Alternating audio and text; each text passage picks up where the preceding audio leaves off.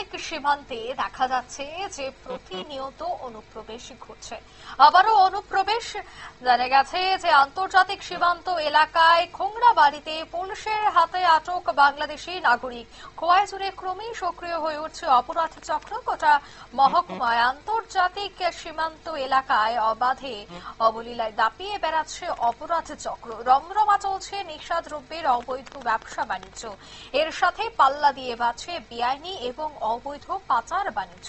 প্রায় প্রতিদিন খোয়াই, চেরবা, পহরচূড়া সহ আরো বেশ কয়েকটি জায়গায় দেখা যাচ্ছে যে প্রতিনিয়ত অনুপ্রবেশ ঘটছে। কিন্তু উৎসবের মৌসুমে যখন নিরাপত্তা জোরদার রাখার কথা, সে জায়গায় কিভাবে অনুপ্রবেশ করছে তা কিন্তু প্রশ্ন চিহ্নের মুখে।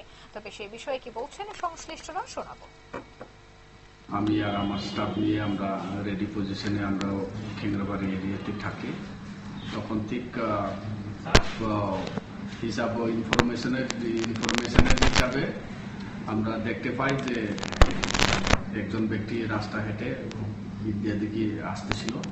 তখন তার দেখার সাথে সাথে আমরা ধরে জিজ্ঞাসাবাদ করার পরে উনি স্বীকার করেন যে তার নাম জয়কুমার দেব, বাবার নাম মৃত কাজল দেব, বাড়ি জয়পুর, পিএস নরসিংগঞ্জ ডিস্ট্রিক্ট, ব্রাহ্মণবাড়িয়া, বাংলাদেশ থেকে।